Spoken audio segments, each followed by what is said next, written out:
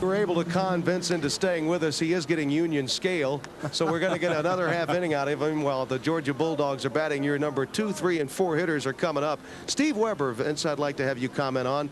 He's not, we were talking about the facility and how excited he was about it. It's very rare that you can ever find him excited about too much. He's a low-key fellow, isn't he? Very low-key, but I think with that being the case, he's a very consistent coach.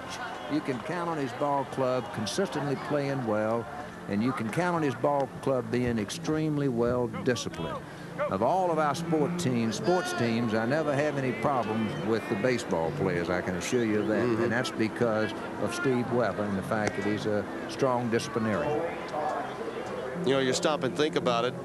The basketball program won the Southeastern Conference regular season championship. Your baseball program, a whisker away. LSU edged them out in the regular season crown, but they have managed to make it to the College World Series. There's no question that as an old football coach, you have spread the wealth throughout your athletic department. Well, we're very proud of it. Our women's program won the All-Sports Trophy, and in all sports, for the last 10 years, men and women's, our team ended up at the top. Here is Jeff Cooper. 0 for 2 on the night. He's still having some problems, Larry, in timing that fastball of Mussina. A lot of people have trouble timing that kind of fastball, Tim. Vince, I know you played some basketball at Auburn as well as football. Did baseball play a role in your life as well as you were coming up in Mobile, Alabama? I played baseball. When you got to college, you had spring practice football. Hey, there's a drive into the gap. Nice work at shortstop by Burnett just to stop it, but it's an infield hit for Cooper. So Georgia, with the bases loaded and 1 out in the 5th, open the 6th with a base hit. Luckily for Cooper, Burnett wasn't able to come up with this ball cleanly. You see great range to the right, and he's got the arm to make the throw. He smothers the ball. Cooper looked over to see if the play was being made on his way to first base. That slowed him down. Burnett thought he should have had the ball, and he might have had a close play at first because Cooper watched the ball. J.R. Showalter takes a strike on the inside corner at the knees. Showalter grounded to second in the 4th, struck out swinging at his first at bat. Early on, the Dogs were going down, but it is apparent, Larry, that in the second at bat, they're getting around a bit better on Mussina. And there's an example.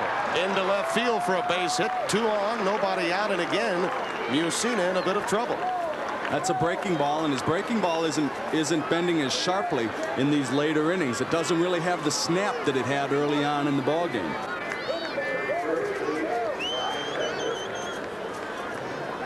There's the curveball, and he's right on top of it. He left it up a little bit in the strike zone, and it's drilled into left field. First and second, nobody out. They came close to scoring in the last inning. It looks like they're starting to get to Mussina a little bit. Brian Jester struck out looking in the 4th, but had an outstanding at-bat. Fought off many fastballs in that at-bat. And we told you, with men aboard a little later, it might be interesting in this power matchup. Well, we won't have to wait long. 2 are on board now with no one out here in the 6th. Stanford clinging to a 2-run lead with 2 on. Cooper at second. Showalter at first. And this is the man you want at the plate. He's the team leader in home runs. Set up outside. It's a ball. 1-0. This guy's an emotional player, Vince. Very much like a football player that would put it together for you at a critical time. He's a rugged looking player, I'll tell you that. He's got a square jaw. He looks like a football player.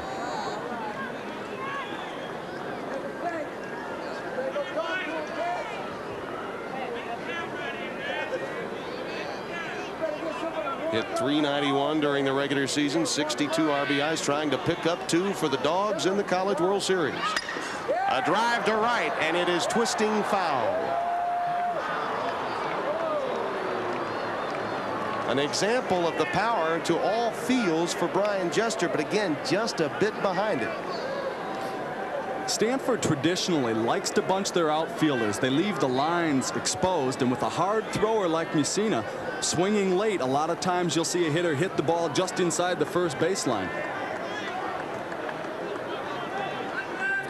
All those hits have certainly been solid the last 3. 1-1, no one out. And 2 on in the 6th for Georgia, trailing Stanford, the top seed in the College World Series, 2-0. Off-speed pitch caught the inside corner and fooled Jester. What that breaking ball does is it freezes your hips because it starts out and it looks like it's going to come at your hips. It's not a great pitch if the hitter doesn't flinch because it hangs inside to him and it stays in his nitro zone, and it's a good pitch to hit. But if your hips lock for just that 1 second, you've got him.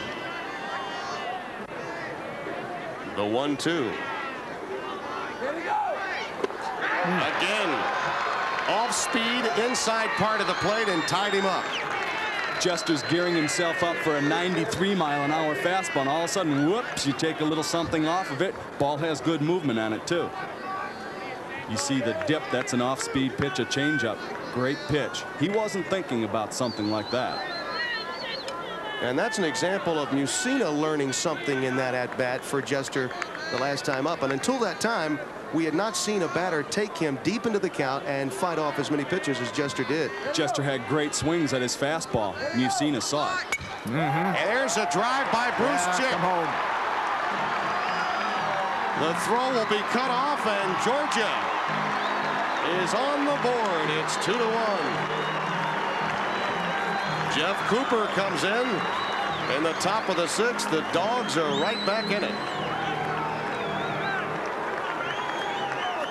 Boy, he fought through the cleanup hitter, and then number 5 came up and grabbed him. Well, Chick has 62 RBIs. He's no slump himself. That pitch stays over the heart of the plate. He doesn't get it to the corner the way he wants, and Chick stays right on it. Drilled it into left field. Out on his front foot, but he keeps his hands back. Boy, the difference in Mussina from the first 4 innings to the last inning and a third. Get this. In the first 4 innings, he surrendered 1 hit, an oh-by-the-way single, gave up 1 walk, had 8 strikeouts. In the last inning and a third, he's been roughed up for 6 hits, only 2 strikeouts, and already a run has been scored. And there's no question Stanford's aware of that, as Coach Dutton, the pitching coach, is coming out. Well, we wanted you to stay for 1 more half inning, and you brought a little luck to your Well, I'm glad you asked me to stay. I'll tell you, because the last inning we almost got over the hump, and then we've been hitting the ball solid. Yeah. You can hear it. It's solid, and glad you asked me to stay. You're going to have a hard time going downstairs now. Well, I may just hang up here if we continue to go. Don't be calling for a talent fee.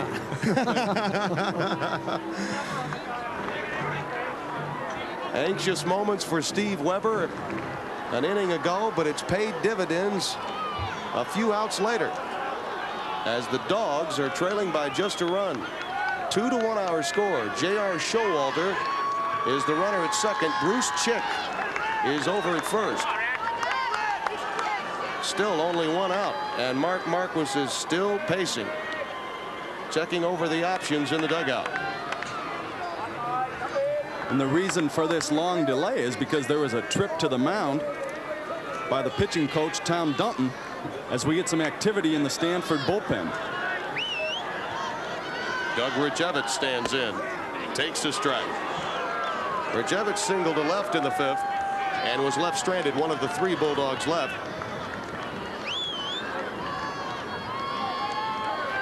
Brian Sakinski is warming up, number 37, the right-hander in the Stanford bullpen.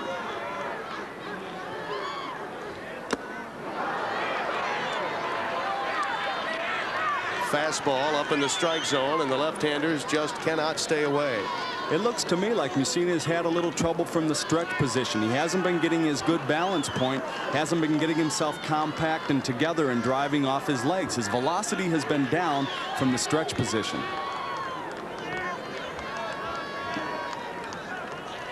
Oh, 0-2 the count.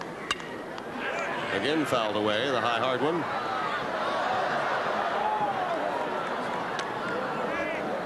Rajevich is one of those that has that short stroke, and you see it taught so often. There are many different philosophies on how to hit, but with the quick bat speed in college, you've seen more left-handers go to the short stroke rather than that long, drawn-out power base that many times you'd see one like Rajevich have in past years. The other thing that we've noticed, Tim, is that they were swinging through the ball a lot early in the game. They were swinging, missing pitches by 8 inches or 10 inches. Now everybody's making contact. They're fouling the ball off. They're starting to catch up. They know they've got to gear up a little bit to catch up with the fastball. Everybody's starting to make contact on them.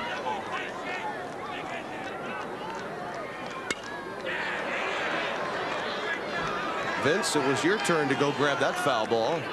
And came over. Yeah, this is a different sight for me. I've watched a lot of football games from this position, but not too many baseball games. Tough to call balls and strikes from here, isn't it? Some of them are balls and some of them are strikes. Hey. Breaking pitch, and he takes it to left. Showalter is being held up. And it was a wise choice by Steve Weber. And the bases are full of dogs again. That really is the worst breaking ball that he's thrown so far this game. That pitch was really up in the strike zone, and a good job taking it into left field. The ball was up, out over the plate. Instead of trying to pull it, slams it into left. That short stroke that we talked about, and you mentioned, they're now trying just to make contact as opposed to take it deep. And this is a power-laden Georgia team. This is a club that has 12, 14, 17 home runs among their 2, 3, and 4 hitters, 3, 4, and 5 hitters. And that's the part of the order that came up in this inning. Free swingers usually have holes in their swing and spots that they can be pitched to. If you're taking the long swing, trying to go for the long ball, you generally have a weakness, and a good pitcher will work to those kind of zones. Everybody has realized now they don't have to swing as hard because the ball only has to go 344 feet over the 343-foot mark. Well, we got a lot of hits. We got 8 hits, but we need some runs. Mussina's pressing on his breaking ball now. He's getting his hand underneath the ball. His arm is dropped down a little bit. So he's throwing what I call a satellite. The ball has got a sideways spin to it, and it's not getting a chance to get the bite that he had earlier in the game. If you watch his arm and his hand, they've dropped down a little bit. He's not staying on top of the ball. Bases loaded for the second consecutive inning. Georgia has already scored once here in the 6th. Mussina pitched out of a bases loaded, 1-out jam in the 5th. He has the same task in the 6th. Showalter's at 3rd.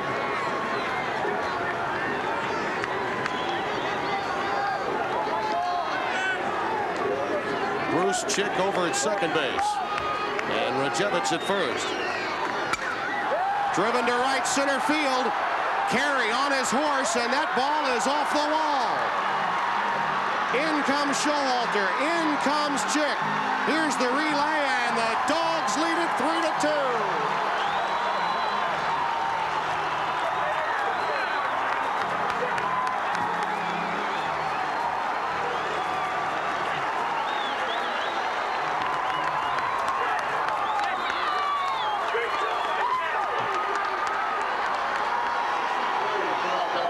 The freshman All-American from Sarasota, born in Philadelphia, PA, came through with the hit, and it will be remembered. A high fastball that he drives into right center field. There's some good base running on the part of the Bulldogs on this play also. Rajevich at first base had to watch the runner ahead of him, Chick, to see if he was going to try to score or not. Everything was held up in the infield. Suppley wasn't able to go until he saw Rajevich ahead of him, but then Rajevich hustled into third base, so they end up at second and third. And with Childers only batting 178, they're in big trouble. Stanford's thinking squeeze here. Yeah, they're all in. All of the infielders are on the infield grass. They're playing in. They don't want to surrender another run. They now have to be aware that Reban has really found himself on the hill. Although it'll be interesting to see how he responds after this long layoff he's had. This inning has taken a while. With the infield drawn in like this, it all of a sudden makes Childers a 278 hitter instead of a 178 hitter. And there it is, right between short and third, out to left. Ryan Turner's got a gun. Weber will hold him up. Georgia gets another run as Rajevich scores, and it is a 4-2 game. That's a routine ground ball to shortstop if the infield is playing at normal depth. Because they wanted to cut off the run, they pulled everything in. It makes the gaps bigger, and it cost them. Sniekinski has been warming up in the bullpen. That may have been his last pitch. That's the high fastball again. All of a sudden, he lost his command of the strike zone. There you see it going through. There's no time for Burnett to make the play. He started getting the ball up. He was around knee-high with everything he threw through the first 4 innings. And Vince, the celebration is on in Athens. Well, I have to kind of restrain myself a little bit being up here. You have learned. And I have done a pretty good job, you have to admit. You really have. This Stanford ball club is impressive, I'll tell you. We'll be back in just a minute. Daihatsu owners talk about Daihatsu from Japan. When you can recommend a car to your best friend, you are driving the right car. We're talking about style And performance. Japanese quality I can afford. You get the same quality in Rocky, the wide-track 4x4 by Daihatsu. that zippy 4-cylinder fuel-injected engine really gets it around. And Rocky has the widest wheel track in its class. Today, there's a Daihatsu that's just right for you. Daihatsu, one of the most respected names in Japan for over 80 years. Santa Fe. For centuries, men have been mysteriously drawn to it. Santa Fe cologne for men. Discover the mystery of its attraction. Nobody can give you a price to repair your exhaust system until they check it out. From here to here. At Midas, before you get a price, you get a free inspection. And you get a guaranteed estimate, so you'll know what it'll cost right up front. You get Midas-trained experts and a Midas guarantee. And that guarantee is good in over 1,700 Midas shops all across the country. When we give you a price, believe it. And believe this, nobody beats Midas. Nobody. There are those who thirst for something different. An escape from the ordinary. For them, there is a beer that refreshes like no other. Michelob Dry. Once you've experienced its bold taste with no aftertaste, there's no going back. Due to time constraints, we move ahead now to the 9th inning. Stanford is now trailing by a score of 11-2, and there's a new pitcher on the mound, Greg Mix. 4-2, our score in Omaha, as the sun is setting in the Midwest, and the Georgia Bulldogs have enjoyed the 5th and the 6th inning. They threatened in the 5th, did not scratch with the bases loaded. But Mussina, who was so overpowering early, touched up big time in the middle innings. And enter Brian Sakinski, a freshman from Library, Pennsylvania. 9-1, an ERA that's up there. He's another flamethrower too, Tim. He'll get up there 88 to 90 miles an hour. What he does to make himself is effective is he drops down a little bit, so he freezes the right-hand hitters.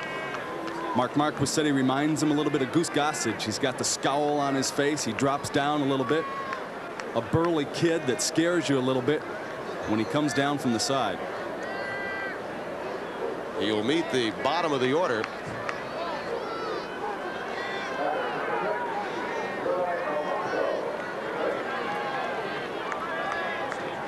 Joey Alfonso, 0 for 2 with a pop out and a fly out. His fly out was a liner into right with 1 out with the bases loaded in the 5th. Did not have enough on it with the arm of Paul Carey in right for Steve Weber to send home a run. And again, he goes to the right side, fouling it away. Joey's given name is Jose Cruz Alfonso, but he preferred to just be called Joey, and he transferred from Georgia College, an NAIA school, Vince, and it's always nice to see a youngster that maybe didn't think he had the ability find out that in fact he does. Well, he has the hustle and the spirit and the fight. And he has a single and an RBI, and Georgia's lead is 5-2. Alfonso's really been a spark plug for this club in the last couple of weeks. He's come on strong. As I said earlier, they're not a very emotional club, but he's been a guy that's gotten him juiced a little bit. He takes the ball right back up the middle, doesn't try to pull it. Good idea what he's doing. Remember this about Georgia. This is a veteran team. They have 5 players on this club that were in the 1987 College World Series, and they definitely learned something having been here. And because they're seniors, they have that leadership, don't they, Coach? Got excellent leadership, and the confidence it built throughout the season, and They really have great unity. And they hit a stone wall right at the end of the season. Had a chance to win the conference championship. Lost 5 in a row, and they have really come back since that time. McKay Smith, the top of the order. Into left. A base hit. That should score 1. The throw is to third and cut off. A double for McKay. A run scored. It's 6-2. And the hits just keep on coming from Athens. Timmy, Stanford starting to get a little bit sloppy, too. They messed up that relay. Griffin wasn't covering third base. Turner wanted to make a throw to third, and Griffin wasn't there, so he made the throw in. Burnett will cut the throw off. You see the line drive into left field. Now, he wants to throw to third base, but Griffin's not there, so Burnett cuts it, and the runner is going to second base. And you can see the fire of old Joey right there. That gives you a good indication of how much he's into the ball game and what a competitor he is. This is the 31st time this year that Georgia has batted around. Now, what does that tell you about the power-packed lineup they have? You mentioned the stone wall that Steve Weber's club hit at the end of the year, Vince. They lost 3 straight games at LSU. All they needed was to pick up 1 victory at Alex Box Stadium, and they would have secured at least a tie for the Southeastern Conference crown. But boy, going to the Northeast Regional, they had an opportunity to get it back, and they did in Waterbury, Connecticut. And you know, they had to lose in 3 to LSU. They lost 2 straight in the SEC tournament, so that was 5 in a row before they went to Connecticut and then finally won that region. Waterbury not far from Bristol, Connecticut, our home, so ESPN again helps out Georgia, doesn't it? Oh, yeah. If it's not Vince Dooley in the booth with us, helping them get 6 runs across in the 6th, it's Waterbury, Connecticut, a champion from the Northeast region coming out of the Peachtree State. Well, that's the only place we had to go because Mississippi State had the other, and then LSU was in Baton Rouge, so that was the only place we could have gone. Jeff Cooper gets the free pass with first base open. And now Jeff Cooper, who's carrying a big stick, comes to the plate with the bases loaded and 1 out. Stanford on the brink, really, of being blown out here. This inning could last a lot longer. And you mentioned it, that they've been sloppy for the last couple of plays. And you wonder if, in fact, they thought they got over the hump in the 5th. And they're starting to let their head get out of the ball game a little bit, not doing the things that brought them here. Again, for those of you that have just joined us, Mussina struck out 6 of his first 7 batters, had 8 before he ran out of gas in the 5th, but he got out of a bases loaded 1-out jam. Georgia, at a time when you'd think their spirits would be down, answered in the 6th to this point with 6 runs and still only 1 out. I'm not a big fan of the intentional walk in this situation, even though you want to set up the double play. Sakinski has walked 30 guys in 76 innings, so he's not exactly a control pitcher, and he's got no margin for error here. He's got to throw strikes. Early rally caps. We don't normally see them until about the 8th or 9th, but they've come in handy for the Bulldogs in the dugout. And Sakinski stares in. The 1-1. You see Tallman behind the plate. He will throw behind runners all the time. He does possess a gun. Mark Marquis baseball is aggressive baseball, both defensively and offensively. Right now, they need to make a break for themselves on the defensive side. Sakinski's got to throw a strike here, and Cooper's got some power. He's got 13 home runs. Fouled away. 2-2 the count. I beg your pardon, Showalter fouling it away. Cooper given the free pass, as we mentioned a moment ago. Well, and Showalter's got 14 home runs.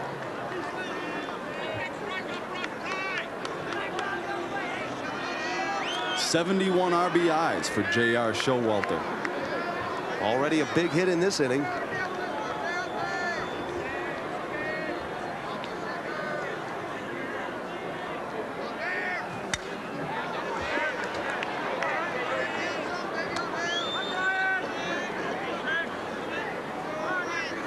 It has been a very long 6th inning. Georgia has batted around. The bases have been loaded for the better part of the inning. It also has been a terrific ball game to this point. It really has. Stanford, remember, they have a few at-bats left themselves.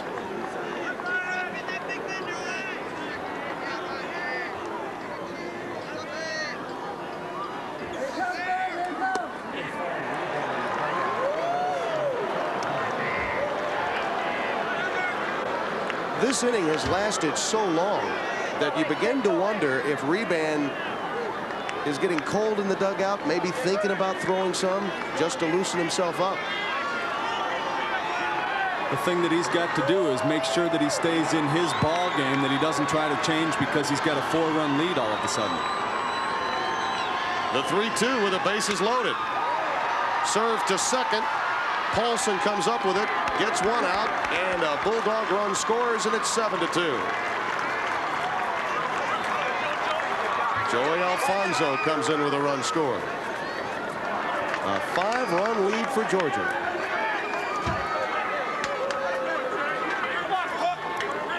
Two down, and Brian Jester comes to the plate. Isn't it ironic? Until his at-bat back in the fourth, no one had really challenged Mussina at all. He comes to the plate in the sixth, 2 at-bats later, as the only Bulldog without a hit. But it was a great at-bat, and it set the tone for the rest of his ball club. It showed him that they can catch up to that fastball. There's one for not in the box score the next day. The subliminal part of the game.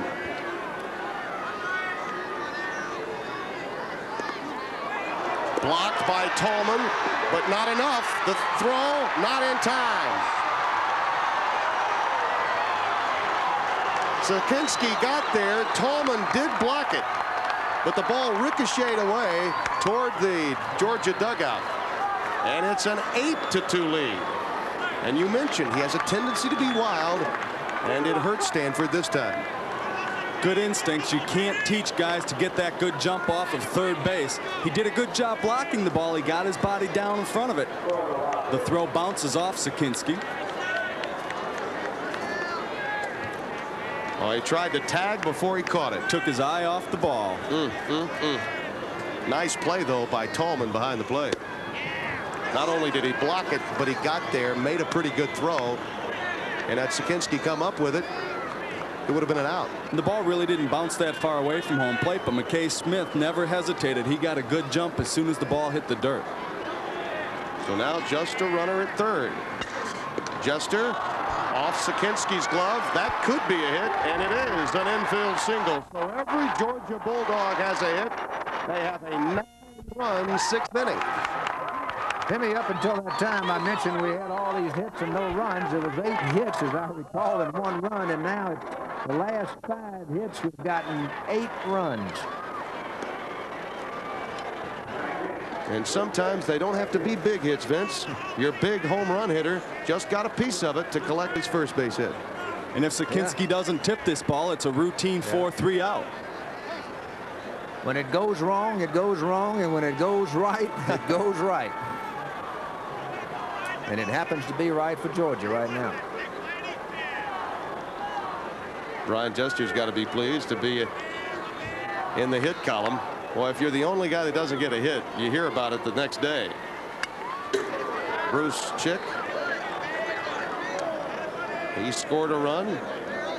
RBI single to left in this very inning.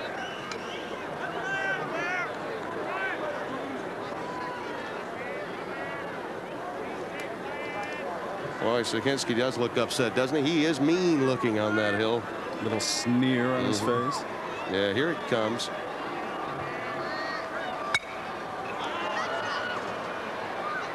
Well, you see guys like Sakinski all the time in the big leagues. They require them only to pitch a couple of innings. They don't mind if they upset the opposing players a bit. Just throw as much as you've got for as long as you've got, and then you're out of the game. They got a lot of pitchers. They got one, Robbie Kamashan, who is from Athens, Clark Central, who played football and baseball with Derek. And he's on their roster. And I know he's one heck of a pitcher, so they've got a lot of strength on their baseball team. A lot of athletes. Sakinski's got that Rob Dibble, Goose Gossage look to him.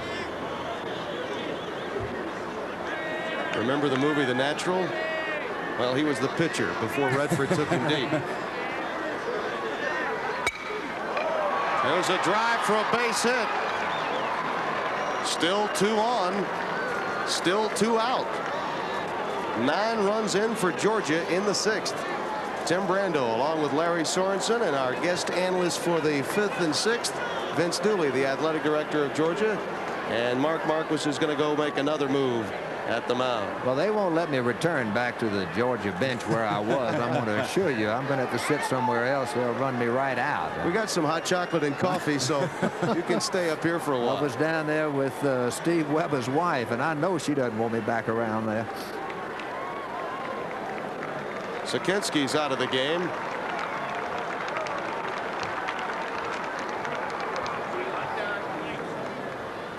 Here's the base hit.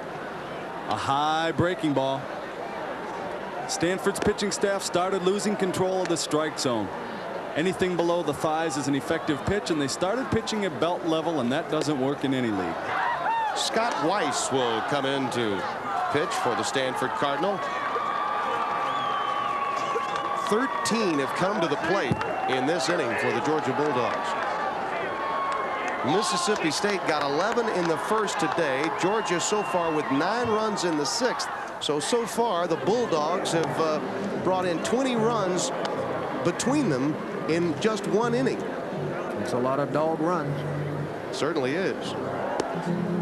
Scott Weiss has been used a great deal this year out of the bullpen for the Stanford Cardinal. And again, it all began against Mike Mussina. Sakinski comes on to record an out, but give up some hits and some runs as well. But Tim, let's not think for a moment that Stanford isn't capable of coming back with the same kind of an inning. They've got a great ball club. They've been down before. They're capable of throwing some crooked numbers at you in a hurry.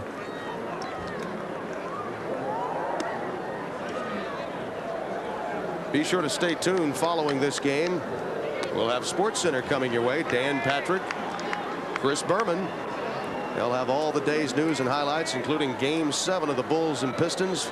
All the results from the French Open, Major League Baseball as well. And they'll, of course, bring you up to date on what to expect from the College World Series in Omaha, Nebraska, as we move to day 4 tomorrow. Was that your empty seat down there, Coach? Right on the side. That's right. Exactly. Rajevitz lifts that one into foul ground and out of play.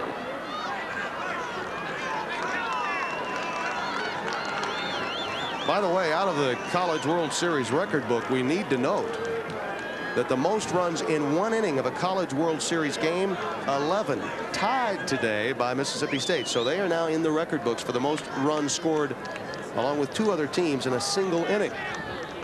Georgia right now could get the 10th and 11th with an extra base hit from Rajevitz. They already have 9 here in the 6th.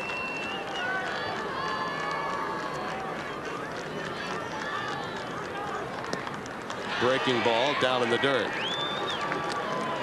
Weiss is a breaking ball pitcher. That's his out pitch. He spots his fastball to set up his breaking ball. He doesn't throw very hard, as opposed to the first 2 hurlers we've seen tonight for the Cardinal. Rajevitz singled and scored also here in the 6th. A drive to right for a base hit. 1 more run will score. And another may. They cut it off. Didn't need to. Boy, what a blunder that time by Stanford. 2-run score. They are now in the record book. They have 11 along with 3 other teams.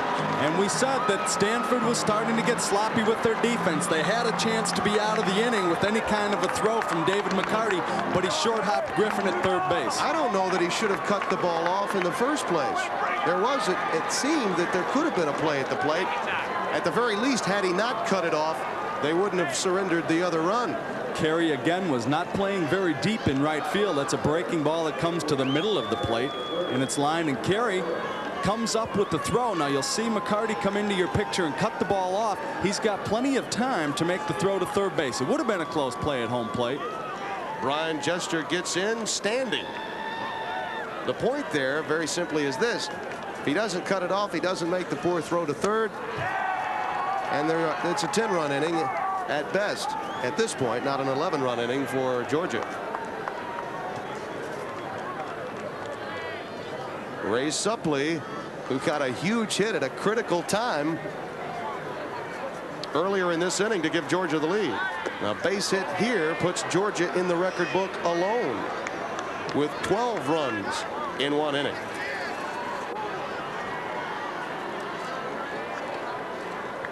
And at this point, my scorecard looks like my 4-year-old scratch pad.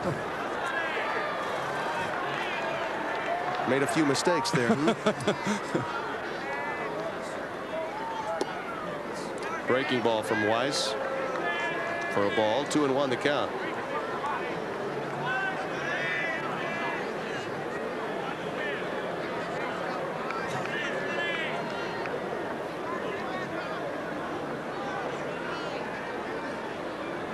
The 2-1 pitch to Suppley. 2-2 the count. Vince, we certainly did appreciate your stopping by. Well, I was just going to stop by for a short visit. You didn't realize you would have had me this long. Well, you will hear about this visit once you get back to Athens. They'll want you to visit a few more telecast booths in baseball in the future. They suggest that Coach Weber would put me on the staff. Roger Burnett will finally get the putout in this inning. 11 runs, 14 hits. Georgia with 15 all told. They lead it by a score of 11-2 as we move to the middle of the 6th. The frustration of intimidation that went the wrong way for Stanford. They could not come up with it. No matter what they threw, the dogs were hitting. And now they're celebrating with high fives with an 11-run 6th.